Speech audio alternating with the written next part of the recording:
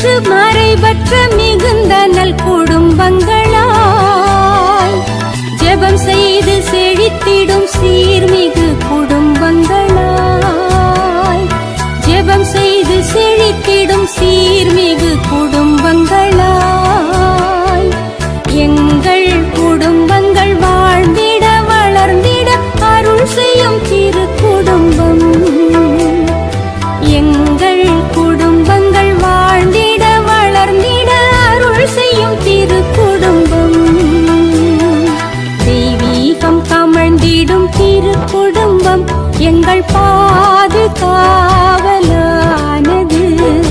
தினம் தினம் அதன் புகழ் பாடுவோம், நன்றி கூறி நாளும் வாழ்த்துவோம். மனிதர் விரும்புவதாலோ உழைப்பதாலோ எதுவும் ஆவதில்லை. கடவுள் இரக்கம் காட்டுவதாலே எல்லாம் ஆகிறது. ரோமையர் 9:16. அன்பு சகோதரர் சகோதரிகளே, மாலை வணக்கம். கொண்டாட்டங்கள் என்பவை நம்மை மனிதாபிமானம் மிக்கவர்களாகவும் கிறிஸ்தவ பண்புடையவர்களாகவும் மாற்றுகின்றன. குடும்ப விழா வரும்போது அங்கு அனைத்து உறவுகளின் இருப்பும் உணரப்படுகிறது.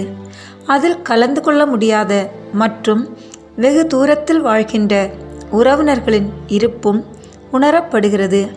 கிறிஸ்துவில் ஒரே குடும்பமாக இருந்து உலகெங்கும் பறந்து வாழும் நாம் அனைவரும் இந்த இரவு ஜெபத்தில் இணைகிறோம். இறை மக்களில் பெரும்பான்மையினராக இருப்பது குடும்பங்களே. குடும்பங்கள் இல்லையெனில் திரு அவையின் நிலை என்னவாக இருக்கும்? இந்த உலகில் கடவுளின் அன்பு தரும் மகிழ்வை பிரதிபலிப்பவர்களாக ஒவ்வொரு குடும்பமும் இருக்க வேண்டுமென இறைவன் விரும்புகிறார். நாம் அனுபவித்த அந்த மீட்பளிக்கும் அன்பை நம் வாழ்வு நடவடிக்கைகளில் நாம் வெளிக்கொணர வேண்டும் என இறைவன் விரும்புகிறார். கடவுளின் பிரசன்னத்தை தங்கள் வாழ்வில் பிரதிபலித்த எண்ணற்ற புனிதர்களை வரலாற்றில் காண்கிறோம். இன்றும் நம்மை சுற்றி நிறைய பேர் வெளியே தெரியாமல் அமைதியில் வாழ்ந்து கொண்டிருப்பதை காணலாம். அனைத்து குடும்பங்களிலும் பிறரை அன்பு கூர்ந்து மன்னித்து இரக்கம் காட்டும் அனைத்து குடும்பங்களின் மனங்களிலும் இறை பிரசன்னம் அமைதியாக குடிகொண்டுள்ளது. கிறிஸ்தவ திருமணங்களும் குடும்ப வாழ்வும் கடவுளின் அன்பில் நங்கூரமிட்டதாக இருக்கும்போதுதான் அவற்றின் அனைத்து வனப்பும் மிளர்கின்றன. தந்தையரும் தாய்மார்களும் தாத்தா பாட்டிகளும் குழந்தைகளும் பேர குழந்தைகளும் அன்பின் நிறைவை குடும்பங்களில் காண அழைப்பு பெற்றுள்ளார்கள். குடும்பத்தில் மன்னிப்பின் வலிமை குறித்து சற்று சிந்திப்போம். தவறுவது மனித இயல்பு, மன்னிப்பதோ தெய்வீகம் என கவிஞர் ஒருவர் கூறியுள்ளார். ஆம், அது உண்மை. மன்னிப்பு வழங்கும் பண்பு கடவுளிடமிருந்து பெறப்படும் சிறப்பு கொடை. நம் குடும்பங்களில் மனம் வருந்துகிறேன், தயவு செய்து, நன்றி என்ற 3 வார்த்தைகளை பயன்படுத்த கற்றுக்கொள்ள வேண்டும். வீட்டில் சண்டைகள் நிகழ்ந்தால் தூங்கப் போவதற்கு முன்னர் மன்னிப்பு கேட்டு விடுங்கள். ஏனெனில் மன்னிப்பை நாடும் மற்றும் மன்னிக்கும் குடும்பங்களே நீடித்து வாழ்கின்றன. ஒருவரை ஒருவர் மன்னிக்கும் தங்கள் பெற்றோரின் செயலை பார்க்கும் குழந்தைகளும் அவர்களிடமிருந்து மன்னிக்க கற்றுக்கொள்கின்றனர். நாமும் ஒருவரை ஒருவர் மன்னித்து ஒப்புரவாக வேண்டும் என்பதற்காகவே இயேசுவும் நமக்காக தன் உயிரை துறந்தார். இவ்வாறு நாம் புனித பவுலின் வார்த்தைகளான அனைத்தும் அழிந்து போகும், ஆனால் அன்பு ஒருபோதும் அழியாது என்ற உண்மையை உணர்கிறோமா? நாம் தூங்க செல்லும் முன் இந்த நல்ல நாளை நமக்கு தந்து பல அருங்கொடைகளை வழங்கிய இறைவனுக்கு நன்றி செலுத்துவோம்.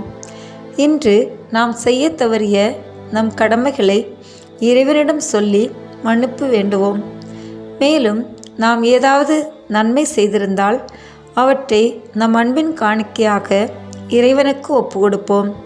வாருங்கள், நாம் இணைந்து குடும்ப ஜெபம் ஜெபிப்போம். தந்தை, மகன், தூய ஆவியின் பேராலே ஆமீன். அன்பின் ஆவியே, இன்று நாங்கள் ஜெபிக்கவிருக்கும் குடும்ப ஜெபத்தில் பக்தியுடனும் விசுவாசத்துடனும் பங்கு கொள்ள உமது பிரசன்னத்தாலும் வரங்களாலும் எங்கள் அனைவரையும் நிரப்பி அருளும். ஆமீன். அன்பான இறைமக்களே, இன்று நாம் இறைவனுடைய வீட்டார் என்பதை குறித்து நம் கடவுளாகிய ஆண்டவர் நமக்கு கூறும் இறை வார்த்தையை இப்போது கேட்டு தியானிப்போம்.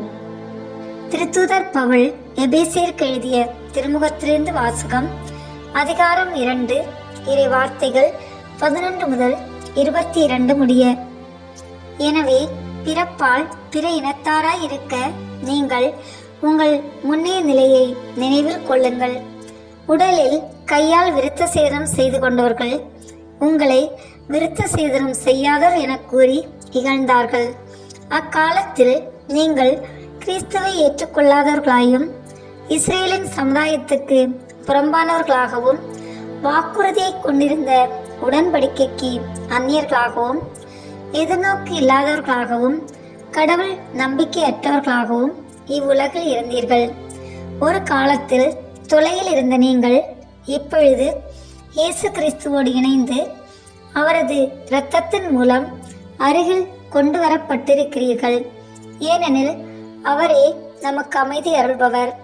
அவரே இரண்டு இனத்தவரையும் பிரித்து நின்ற பகைமை என்னும் சுவரை தமது உடலில் ஏற்ற துன்பத்தின் வழியாய் தகர்த்தெறிந்து அவர்களை ஒன்றுபடுத்தினார். பல கட்டளைகளையும் விதிகளையும் கொண்ட யூத சட்டத்தை அழித்தார். இரு இனத்தவரையும் தம்மோடு இணைந்திருக்கும் புதியதொரு மனித இனமாக படைத்து அமைதி ஏற்படுத்தவே இவ்வாறு செய்தார். தாமே துன்புற்று பகைமையை அழித்தார். சிலுவையின் வழியாக இரு இனத்தவரையும் ஓருடலாக்கி கடவுளோடு ஒப்புரவாக்க இப்படி செய்தார். அவர் வந்து தொலைவில் இருந்த உங்களுக்கும் அருகில் இருந்த அவர்களுக்கும் அமைதியை நற்செய்தியாக அறிவித்தார். அவர் வழியாகவே இரு இனத்தவராகிய நாம் ஒரே தூய ஆவி மூலம் நம் தந்தையை அணுகும் பேறு பெற்றிருக்கிறோம். எனவே இனி நீங்கள் அந்நியர் அல்ல, வேற்று நாட்டினரும் அல்ல, இறைமக்கள் சமுதாயத்தின் உடன்குடி மக்கள், கடவுளின் குடும்பத்தை சேர்ந்தவர்கள், திருத்தூதர்கள், இறைவாக்கினர்கள் ஆகியோர்களை அடித்தளமாகவும் கிறிஸ்து இயேசுவையே மூளைக்கல்லாகவும் கொண்டு அமைக்கப்பட்ட கட்டடமாய் இருக்கிறீர்கள். கிறிஸ்துவின் உறவில் கட்டடம் முழுவதும் இசைவாக பொருந்தி ஆண்டவருக்கென்று தூய கோவிலாக வளர்ச்சி பெறுகிறது. நீங்களும் அவரோடு இணைந்து தூய ஆவி வழியாக கடவுளின் உறைவிடமாக கட்டப்பட்டு வருகிறீர்கள். ஆண்டவரின் அருள்வாக்கு. இறைவனுக்கு நன்றி. இப்போது வாசிக்க கேட்டவற்றை பற்றி சில வினாடிகள் மௌனமாக தியானித்து அவ்வார்த்தைகளுக்கேற்ப நாம் இன்று வாழ்க்கை நடத்தி இருக்கிறோமா என்று ஆன்ம சோதனை செய்வோம். கடவுள் எனக்கு கொடுத்திருக்கின்ற திறமைகளையும் செல்வத்தையும் பிறரோடு பகிர்ந்து கொள்வதில் தாராளமுடன் இருக்கிறேனா? உதவி செய்ய வசதியும் வாய்ப்புகளும் சந்தர்ப்பங்களும் கிடைத்தபோது சுயநலத்தோடு நடந்து கொண்டேனா? உலக சமாதானத்திற்காகவும் மனித நேயத்திற்காகவும் ஜெபம் செய்ய மறந்திருக்கிறேனா? நான் எனது குடும்பம் என்ற குறுகிய வட்டத்திலிருந்து விடுபட்டு பரந்த மனத்துடன் அனைவருக்காகவும் உதவி தேவைப்படுவோர்க்காகவும் உதவி செய்ய ஜெபம் செய்ய தயாராய் இருக்கிறேனா? இவற்றை குறித்து சற்று சிந்திப்போம்.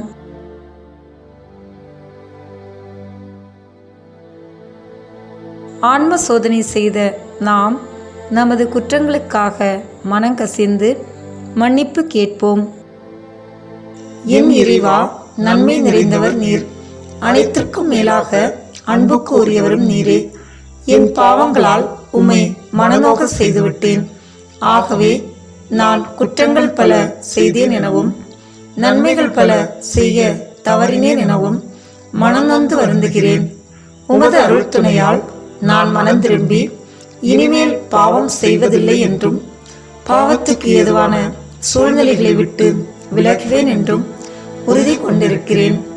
எங்கள் மீட்பராம் இயேசு கிறிஸ்துவின் பாடுகளின் பயனாக இறைவா என் மேல் இரக்கமாயிரும்.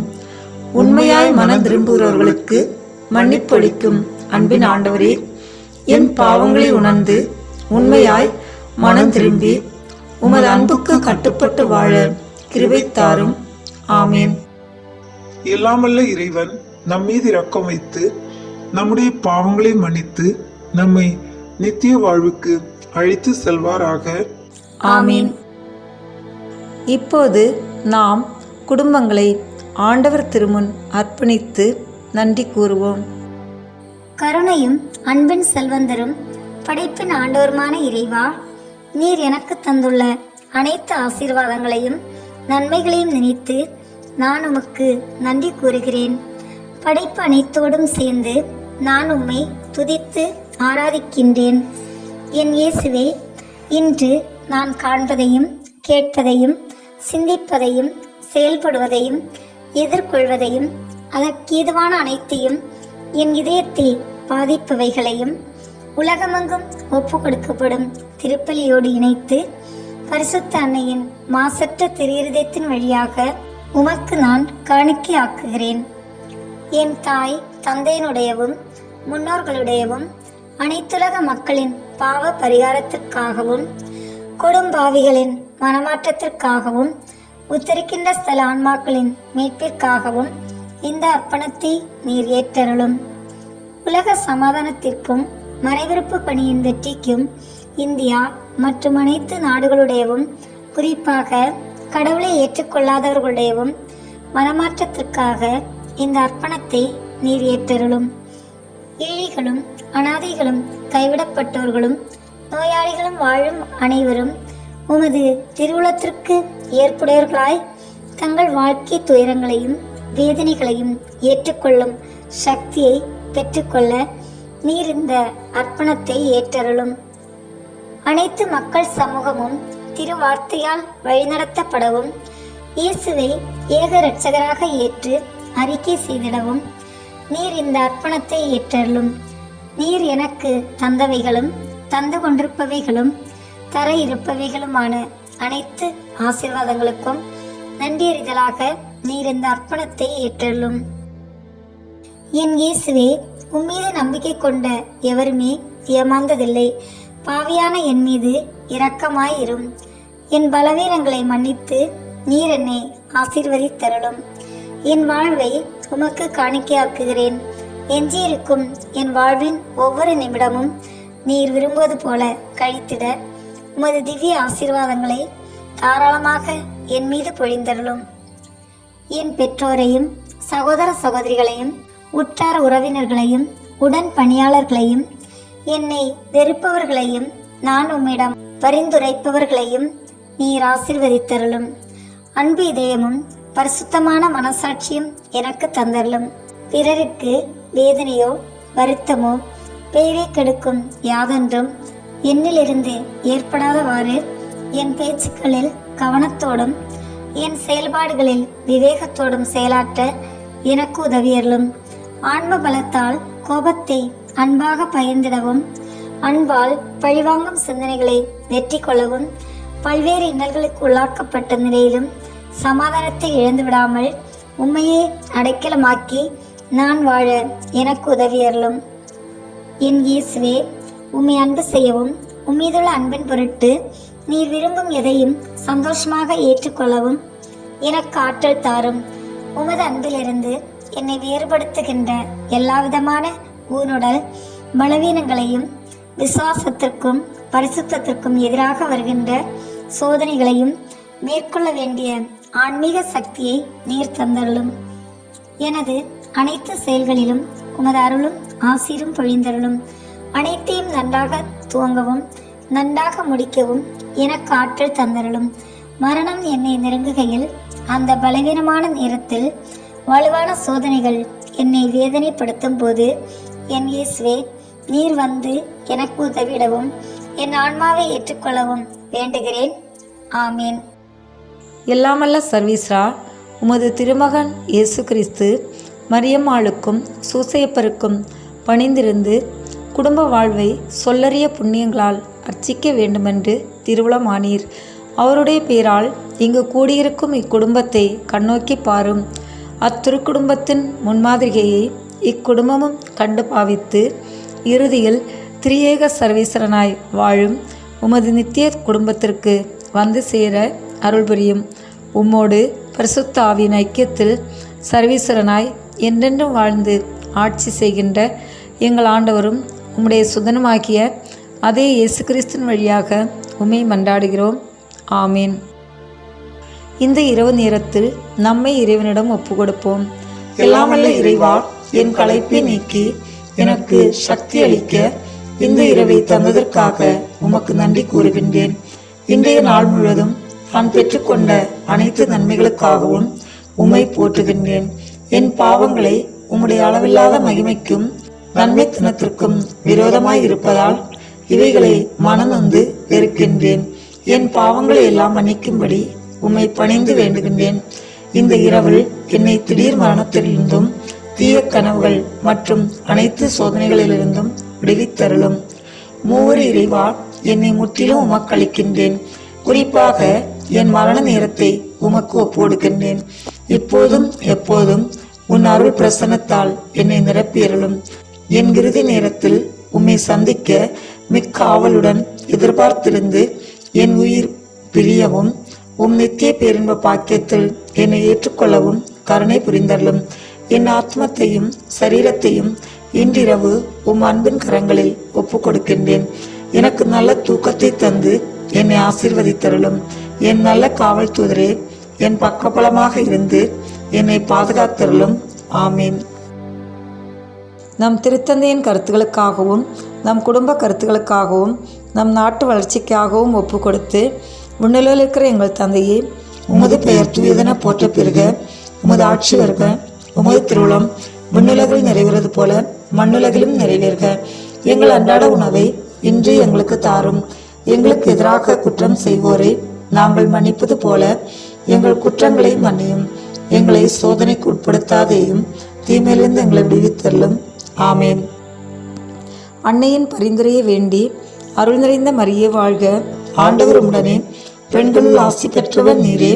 உம்முடைய திருவயிற்றின் கனியாகிய இயேசுவும் ஆசி பெற்றவரே. புனித மரியே, இறைவனின் தாயே, பாவிலா இருக்கிற எங்களுக்காக இப்பொழுதும் எங்கள் இறப்பின் வேளையிலும் வேண்டிக் கொள்ளும். ஆமேன். மூவர் இறைவன் புகழ். தந்தைக்கும் மகனுக்கும் தூய ஆவியாருக்கும் ஆட்சி உண்டாகுக.